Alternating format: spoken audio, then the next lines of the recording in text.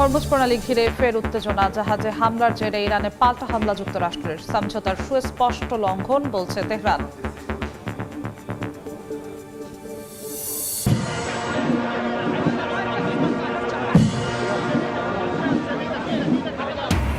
ইরাকের পবিত্র নগরী নাজাফে আয়াতুল্লাহ খামেনির মরদেহ শোকার্ত মানুষের ঢল, শেষ শ্রদ্ধা জানিয়ে নেওয়া হবে কারবালায়। বৃহস্পতিবার মাশহাদে দাফন। দামেস্ক প্যারিস সম্পর্কের নতুন সূচনা, জব্দ 5 কোটি ইউরোর সম্পদ ফেরতের ঘোষণা ম্যাকোর। সিরিয়া পুনর্গঠনের সহায়তার আশ্বাস, রাষ্ট্রদূত বিনিময়েও সম্মত দুই দেশ। তুরস্কের কাছে F-35 বিক্রির ইঙ্গিত ট্রাম্পের, নিষেধাজ্ঞা প্রত্যাহারের ঘোষণা। আঙ্কারাকে যুদ্ধবিমান না দেওয়ার অনুরোধ নেতানিয়াহুর।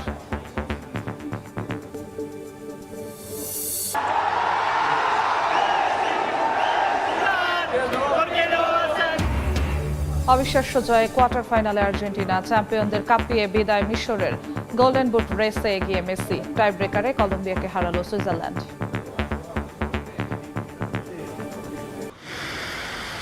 স্থানীয় সময় মঙ্গলবার ইরানের বিভিন্ন স্থানে হামলা চালায় যুক্তরাষ্ট্র। মার্কিন সেন্ট্রাল কমান্ড জানিয়েছে, আন্তর্জাতিক জলসীমায় চলাচলকারী 3টি বাণিজ্যিক জাহাজে তেহরানের হামলার জবাবে অভিযান চালানো হয়। ইরানের রাষ্ট্রীয় গণমাধ্যম জানায়, হরমুজ প্রণালীর প্রবেশমুখে অবস্থিত কৌশলগত কেশম দ্বীপে অন্তত 6টি, বন্দর আব্বাস ও সিরিক বন্দরের আশপাশে আরও কয়েকটি বিস্ফোরণের শব্দ শোনা গেছে। ইরানের বিরুদ্ধে হরমুজ প্রণালীতে একটি তেলবাহী ট্যাঙ্কারে হামলার অভিযোগ তুলেছে সৌদি আরব। একই অভিযোগ তুলেছে কাতারও।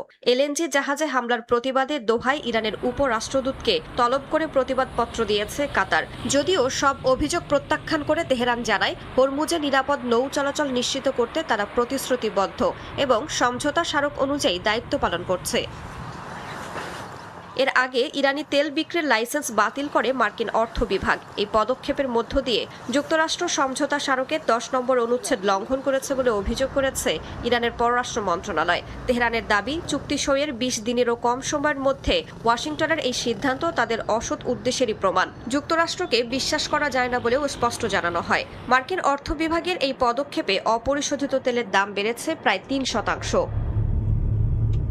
এদিকে হরমুজ সহ আঞ্চলিক সমুদ্রপথে বাণিজ্যিক নৌ চলাচলের স্বাধীনতা নিশ্চিতে ইসরায়েলি সেনাবাহিনী প্রস্তুত বলে জানিয়েছেন প্রধানমন্ত্রী বিনিয়ামিন নেতানিয়াহু।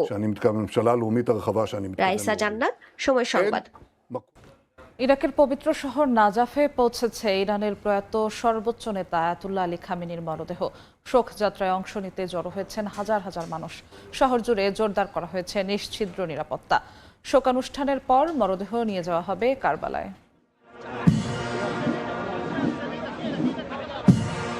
মঙ্গলবার সন্ধ্যায় ইরাকের নাজাফ আন্তর্জাতিক বিমানবন্দরে পৌঁছায় ইরানের প্রয়াত সর্বোচ্চ নেতা আয়াতুল্লাহ আলী খামেনির মরদেহ। বিমানবন্দরে তাকে রাষ্ট্রীয় মর্যাদায় গ্রহণ করেন ইরাকের প্রধানমন্ত্রী আলী ফালেহ আল জাইদি, পররাষ্ট্রমন্ত্রী ফুয়াদ হুসেইন এবং দেশটির সুপ্রিম জুডিশিয়াল কাউন্সিলের প্রধান ফায়েক জেইদান। ইরানের প্রতিনিধি দলের নেতৃত্ব দেন প্রেসিডেন্ট মাসুদ পেজেশকিয়ান। সঙ্গে ছিলেন পররাষ্ট্রমন্ত্রী আব্বাস আরাকচি, খামেনির ছেলে মোস্তফা খামেনি সহ শীর্ষ কর্মকর্তারা। এ সময় কান্নায় ভেঙে পড়েন অনেকে।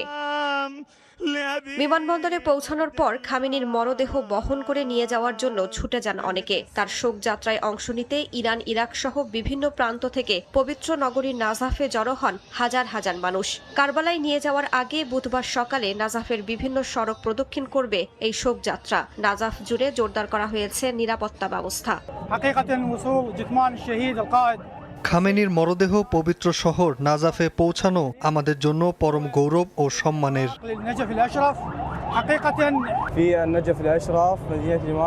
এই পবিত্র শেষ বিদায়ের অনুষ্ঠানে অংশ নিতে পেরে আমরা সম্মানিত বোধ করছি। এদিকে নাজাফে পৌঁছানোর পর ইরানের প্রেসিডেন্টের সঙ্গে বৈঠক করেন ইরাকি প্রধানমন্ত্রী। এ সময় ইরানের জনগণ ও সরকারের প্রতি গভীর সমবেদনা জানান তিনি। একই সঙ্গে দুই দেশের ঐতিহাসিক সম্পর্ক আরও জোরদারের অঙ্গীকার পুনর্ব্যক্ত করেন। নাজাফে অবস্থিত হজরত ইমাম আলীর মাজার শিয়া মুসলিমদের অন্যতম পবিত্র স্থান হওয়ায় সেখানে খামেনির মরদেহ নেয়াকে বিশেষ তাৎপর্যপূর্ণ হিসেবে দেখা হচ্ছে। গত ফেব্রুয়ারিতে যুক্তরাষ্ট্র ইসরায়েলের যৌথ হামলায় নিহত হন আয়াতুল্লাহ আলী খামেনি। এরপর তেহরানে 2 দিন ব্যাপী রাষ্ট্রীয়ভাবে জানাজা ও শোকানুষ্ঠান হয়। সেই ধারাবাহিকতায় মরদেহ এখন ইরাকে নেওয়া হয়েছে। প্রশাসনিক দায়িত্ব থেকে হামাসের সরে দাঁড়ানোর ঘোষণায় মিশ্র প্রতিক্রিয়া দেখিয়েছেন ফিলিস্তিনিরা। এটিকে যুদ্ধের অবসান ও গাজা পুনর্গঠনে নতুন আশার আলো হিসেবে দেখছেন বাসিন্দারা। তবে নিরাপত্তা শঙ্কাও প্রকাশ করেন অনেকে। বিশ্লেষকরা বলছেন, হামাসের এই সিদ্ধান্ত কেবল প্রশাসনিক, তাদের রাজনৈতিক বা সামরিক ভূমিকার অবসান নয়। গাজার প্রশাসনিক ক্ষমতা থেকে হামাসের সরে দাঁড়ানোর সিদ্ধান্তকে আশার আলো হিসেবে দেখছেন উপত্যকার বাস্তুচ্যুত বাসিন্দারা। যুদ্ধের স্থায়ী অবসানের কথা বলেন তারা। বিদ্যুৎ, পানি ও নিত্য প্রয়োজনীয় সরবরাহ স্বাভাবিক হওয়ার পাশাপাশি শিশুদের আবারও স্কুলে ফিরতে দেখাই তাদের সবচেয়ে বড় প্রত্যাশা। বাসিন্দারা হামাসের এই সিদ্ধান্তকে ইতিবাচক হিসেবে দেখলেও নিরাপত্তার কথাও বলছেন অনেকে। ইসরায়েল ও যুক্তরাষ্ট্র তাদের প্রতিশ্রুতি রক্ষা করবে এবং নতুন প্রশাসনিক কমিটিকে গাজায় দায়িত্ব পালনের সুযোগ দেবে বলেও প্রত্যাশা তাদের। এটি একটি গুরুত্বপূর্ণ পদক্ষেপ, তবে নাগরিক হিসেবে আমরা চাই না আগামী দিনগুলোতে কোনো ধরনের নিরাপত্তা বা প্রশাসনিক শূন্যতা তৈরি হোক। আমরা আশা করি ইসরায়েল ও যুক্তরাষ্ট্র তাদের প্রতিশ্রুতি রক্ষা করবে এবং গাজার প্রশাসনিক কমিটিকে তাদের দায়িত্ব পালন করার সুযোগ দেবে। আমরা আশা করি সত্যিকার অর্থেই যুদ্ধ শেষ হবে। পর্যাপ্ত ত্রাণ ও প্রয়োজনীয় সরবরাহ গাজায় প্রবেশের সুযোগ পাবে, যাতে বিদ্যুৎ ও পানি সরবরাহ স্বাভাবিক করা যায় এবং আমাদের জীবন আগের মতো হয়। আমরা আশা করি আমাদের সন্তানরা আবার স্কুলে যেতে পারবে। বিশ্লেষকরা বলছেন, হামাসের এই সিদ্ধান্ত রাজনৈতিক বা সামরিক ভূমিকার অবসান নয়। সংগঠনটি কেবল বেসামরিক প্রশাসনের দায়িত্ব থেকে সরে দাঁড়াচ্ছে। হামাস জানায়, গাজার সরকারি কর্মচারী ও পুলিশ সদস্যরা বহাল থাকবেন এবং নতুন প্রশাসনিক কাঠামোর অধীনেই দায়িত্ব পালন করবেন। সিরিয়া সফরে দেশটির 5 কোটি ইউরোর বেশি জব্দকৃত সম্পদ ফেরতের ঘোষণা দিয়েছেন ফরাসি প্রেসিডেন্ট ইমানুয়েল ম্যাক্রো। সিরিয়ার পুনর্গঠনে আন্তর্জাতিক অর্থায়ন, জ্বালানি ও অবকাঠামো খাতে সহযোগিতার কথাও জানান তিনি। রাষ্ট্রদূত বিনিময়েও সম্মত হয়েছে দেশ দুটি। বিশ্লেষকরা বলছেন, এর মধ্য দিয়ে দামেস্ক প্যারিস সম্পর্কের নতুন অধ্যায়ের শুরু হলো। প্রায় 2 দশকের মধ্যে প্রথম কোনো ফরাসি প্রেসিডেন্ট হিসেবে সিরিয়া সফরে ইমানুয়েল ম্যাক্রো মঙ্গলবার রাজধানীর পিপলস প্যালেসে সিরিয়ার অন্তর্বর্তী প্রেসিডেন্ট আহমেদ আল শারার সঙ্গে বৈঠক করেন তিনি। পরে যৌথ সংবাদ সম্মেলনে যুদ্ধবিধ্বস্ত সিরিয়ার পুনর্গঠনে আন্তর্জাতিক অর্থায়ন, ব্যাংকিং ব্যবস্থা পুনরুদ্ধার এবং জ্বালানি ও অবকাঠামো খাতে সহযোগিতার আশ্বাস দেন ম্যাক্রো। এ সময় কয়েকটি বিনিয়োগ চুক্তি ও সমঝোতা স্মারকও সই হয়। সিরিয়ার সাবেক প্রেসিডেন্ট বাশার আল আসাদের চাচা রিফাত আল আসাদের ফ্রান্সে জব্দ করা অবৈধ সম্পদ থেকে 5 কোটি ইউরোর বেশি অর্থ সিরিয়াকে ফেরত দেওয়ার ঘোষণা দেন ফরাসি প্রেসিডেন্ট। একই সঙ্গে 2010 সাল থেকে ফ্রান্সে থাকা 23টি সিরীয় প্রত্নবস্তু ফেরতের কথাও বলেন তিনি। বৈঠকে দীর্ঘ 14 বছর পর আবারও রাষ্ট্রদূত বিনিময়ে সম্মত হয় প্যারিস ও দামেস্ক। ফ্রান্স সিরিয়ার ভবিষ্যতের ওপর বিশ্বাস রাখে, শুধু তাৎক্ষণিক পুনর্গঠন নয়, বরং এই অঞ্চলের একটি গুরুত্বপূর্ণ রাষ্ট্র হিসেবে সিরিয়ার ভূমিকাতেও আমাদের আস্থা রয়েছে।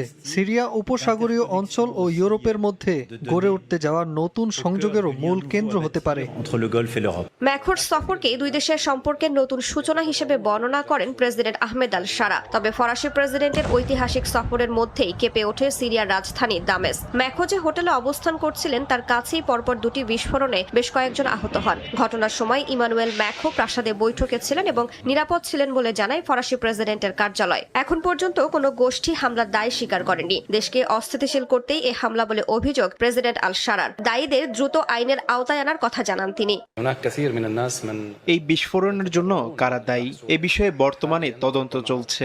আমি বিশ্বাস করি যত দ্রুত সম্ভব এই জঘন্য অপরাধে জড়িত ব্যক্তিদের গ্রেফতার করা হবে। এদিকে বিশ্লেষকরা বলছেন, ফ্রান্সের প্রেসিডেন্টের সিরিয়া সফরের মধ্য দিয়ে দীর্ঘদিন পর 2 দেশের সম্পর্কের নতুন অধ্যায়ের সূচনা হলো। ইরান যুক্তরাষ্ট্রের পর এবার নতুন করে লিবিয়ার 2 প্রতিদ্বন্দ্বী গ্রুপের মধ্যে মধ্যস্থতাকারীর ভূমিকায় আবির্ভাব হচ্ছে পাকিস্তানের। প্রস্তাবিত পরিকল্পনায় একটি অন্তর্বর্তী জাতীয় ঐক্যমত্যের সরকার গঠন এবং ক্ষমতা ভাগাভাগির কাঠামোর কথা বলা হয়েছে। তবে ইসলামাবাদের মধ্যস্থতাকারীর ভূমিকা নিয়ে প্রশ্ন তুলেছেন মার্কিন সিনেটর রিক স্কট। এরই মধ্যে সিন্ধু পানি চুক্তি স্থগিত রাখার বিষয়ে ভারতের অবস্থানকে কেন্দ্র করে নতুন করে উত্তপ্ত হয়েছে ভারত পাকিস্তান সম্পর্ক। সিন্ধু পানি চুক্তি স্থগিত রাখার বিষয়ে ভারতের অবস্থানকে কেন্দ্র করে নতুন করে উত্তপ্ত হয়েছে ভারত পাকিস্তান সম্পর্ক। পাকিস্তান সেনাবাহিনীর শীর্ষ পর্যায়ের বৈঠকে চুক্তি অনুযায়ী দেশটির পানির অধিকার নিশ্চিত করতে প্রয়োজনীয় সব ব্যবস্থা নেয়ার অঙ্গীকার করা হয়েছে। একই সঙ্গে জাতীয় নিরাপত্তা কমিটির আগের সিদ্ধান্ত পুনর্ব্যক্ত করে বলা হয়েছে, পাকিস্তানের জন্য নির্ধারিত পানির প্রবাহ বন্ধ বা অন্যদিকে সরিয়ে দেওয়ার যে কোনো পদক্ষেপকে যুদ্ধের শামিল হিসেবে বিবেচনা করা হবে। পাকিস্তান পিপলস পার্টির চেয়ারম্যান বিলওয়াল ভুট্টো জারদারিও বলেছেন, সিন্ধু পানি চুক্তির প্রশ্নে কোনো আপোষ হবে না। প্রয়োজন হলে ভারতকে সব ক্ষেত্রেই মোকাবিলা করবে পাকিস্তান। তবে নয়াদিল্লির অবস্থান সীমান্ত পারের সন্ত্রাসবাদে পাকিস্তানের সমর্থন বন্ধ না হওয়া পর্যন্ত চুক্তি স্থগিতই থাকবে। এরই মধ্যে আন্তর্জাতিক অঙ্গনেও নতুন ভূমিকায় দেখা যাচ্ছে ইসলামাবাদকে। বার্তা সংস্থা রয়টার্সের প্রতিবেদনে বলা হয়েছে, যুক্তরাষ্ট্র ইরান সমঝোতার পর এবার বিভক্ত লিবিয়ার পূর্ব ও পশ্চিমাঞ্চলের প্রতিদ্বন্দ্বী পক্ষগুলোর মধ্যে সমঝোতা প্রতিষ্ঠার চেষ্টা করছে পাকিস্তান। প্রস্তাবিত পরিকল্পনায় একটি অন্তর্বর্তী জাতীয় ঐকমত্যের সরকার গঠন এবং ক্ষমতা ভাগাভাগির কাঠামোর কথা বলা হয়েছে। যদিও পাকিস্তান লিবিয়ার সংশ্লিষ্ট পক্ষ কিংবা এ উদ্যোগে জড়িত দেশগুলোর কেউই আনুষ্ঠানিকভাবে এ বিষয়ে মন্তব্য করেনি। তবে পাকিস্তানের এই মধ্যস্থতাকারীর ভূমিকা নিয়ে প্রশ্ন তুলেছেন যুক্তরাষ্ট্রের সিনেটর রিক স্কট। সামাজিক যোগাযোগ মাধ্যমে দেয়া এক পোস্টে তিনি বলেন, অতীতে ওসামা বিন লাদেনকে আশ্রয় দেয়া এবং পাকিস্তানের প্রধানমন্ত্রীর খামেনির প্রতি প্রকাশ্য শ্রদ্ধা জানানোর প্রেক্ষাপটে ইসলামাবাদ নিরপেক্ষ মধ্যস্থতাকারী হিসেবে গ্রহণযোগ্য নয়। তার দাবি, যুক্তরাষ্ট্র পাকিস্তানের কর্মকাণ্ড নিবিড়ভাবে পর্যবেক্ষণ করছে। তাই একদিকে ভারতকে কঠোর বার্তা, অন্যদিকে আন্তর্জাতিক মধ্যস্থতায় সক্রিয় হওয়ার চেষ্টা। সব মিলিয়ে নতুন করে কূটনৈতিক আলোচনার কেন্দ্রবিন্দুতে উঠে এসেছে পাকিস্তান। অপহরণ করা হলেও পরে যৌথ অভিযানে তাদের উদ্ধার করা হয়। বেলুচিস্তান সরকারের মুখপাত্র জানান, পুলিশ, আধা সামরিক বাহিনী ও সন্ত্রাস বিরোধী ইউনিটের যৌথ অভিযানে অন্তত 15 হামলাকারী নিহত হয়েছে। তবে এখন পর্যন্ত কোনো গোষ্ঠী হামলার দায় স্বীকার করেনি। এ ঘটনায় পাকিস্তান তেহরিকি তালেবান বা টিটিপিকে দায়ী করেছে কর্তৃপক্ষ। দীর্ঘদিন ধরে বেলুচিস্তানে নিরাপত্তা বাহিনী, বিদেশি বিনিয়োগ এবং অবকাঠামো প্রকল্পকে লক্ষ্য করে সশস্ত্র হামলা চালিয়ে আসছে বিভিন্ন বিদ্রোহী গোষ্ঠী। কিশোরী ধর্ষণ ও খুনের ঘটনায় ক্ষোভে ফুঁসছে ভারতের পশ্চিমবঙ্গ। মঙ্গলবার ভুক্তভোগী পরিবারের সঙ্গে দেখা করেন মুখ্যমন্ত্রী শুভেন্দু অধিকারী। এ ধরনের ঘটনা যাতে আর না ঘটে সে বিষয়ে কঠোর পদক্ষেপের কথা জানান তিনি। ঘটনাস্থলে যান তৃণমূলের সংসদ সদস্য ও বিধায়কদের প্রতিনিধি দলও। এখন পর্যন্ত এই ঘটনায় 3 জনকে গ্রেফতার করেছে পুলিশ। কিশোরীকে ধর্ষণ ও হত্যার প্রতিবাদে উত্তাল ভারতের পশ্চিমবঙ্গ। মঙ্গলবার ভুক্তভোগী পরিবারের সঙ্গে দেখা করতে বারুইপুরে যান পশ্চিমবঙ্গের মুখ্যমন্ত্রী শুভেন্দু অধিকারী। একই সঙ্গে ধর্ষণকারী সন্দেহে গণপিটুনিতে নিহত যুবকের পরিবারের সঙ্গেও দেখা করেন তিনি। আমার মনে হয় না এর আগে কোনো পুলিশ মন্ত্রী বা মুখ্যমন্ত্রী এই ধরনের পীড়িত পরিবারের কথা শুনেছেন বা বলেছেন। আমি এটা মনে করি এটা ডিউটি। আগের লোক করেনি বলে যে আমি করব না তা না। আমার বিশ্বাস, এবং এখান থেকে আমি ভার্চুয়ালি গোটা রাজ্যের সমস্ত থানার সঙ্গে যুক্ত হয়েছি, আমি তাদের পরিষ্কার বলেছি যে ঘটনা রোধ করতে হবে। শুভেন্দু অধিকারীর পাশাপাশি সেখানে যান মন্ত্রী অগ্নিমিত্রা পাল, বিজেপি নেত্রী লকেট চট্টোপাধ্যায়ও। পরিবারের সদস্যদের পাশে থাকার আশ্বাস দেন তারা। জড়িতদের বিরুদ্ধে কঠোর আইনি ব্যবস্থা নেওয়ার কথাও জানান বিজেপি নেত্রীরা। সম্পূর্ণভাবে আমাদের সরকার তার পাশে, এবং আপনাদের কথা দিচ্ছি, সারা বাংলার মানুষকে কথা দিচ্ছি, শুধু এই ঘটনা নয়, যা যা ঘটনা যদি ঘটে মহিলার উপর অত্যাচার, ইনক্লুডিং এই ঘটনাটা, দৃষ্টান্তমূলক শাস্তি হবে। বিজেপি নেতৃত্বের পাশাপাশি ঘটনাস্থল বারুইপুরে ভুক্তভোগীর বাড়িতে যান বিদ্রোহী তৃণমূলের সংসদ সদস্য কাকলি ঘোষ দস্তিদার ও আইএসএফ বিধায়ক নওশাদ সিদ্দিকীও। আমরা মর্মাহত, বেদনাহত, এবং যে গেছে সে কিন্তু আমাদের সবার। এরকম ঘটনা যাতে আর না ঘটে এবং যারা ঘটিয়েছে তাদের আমরা চরম শাস্তির দাবি করছি। মুখ্যমন্ত্রী শুভেন্দু অধিকারী মহাশয় যে আশ্বস্ত করেছেন সেটা শুধুমাত্র কথাই নয়, বাস্তবে যাতে হয় তার অপেক্ষায় আমরা আছি। আমরা অপেক্ষা করব ফাস্ট ট্র্যাক কোর্টের মাধ্যমে এটা নিষ্পত্তি হবে। মঙ্গলবার ঘটনার প্রতিবাদে কলকাতার কলেজ স্ট্রিটে বিক্ষোভ করেন বাম সমর্থকরা। গত শনিবার জন্মদিনের অনুষ্ঠানে যাওয়ার কথা বলে এক কিশোরীকে ধর্ষণের পর হত্যা করে লাশ ফেলে দেওয়া হয় জলাশয়ে।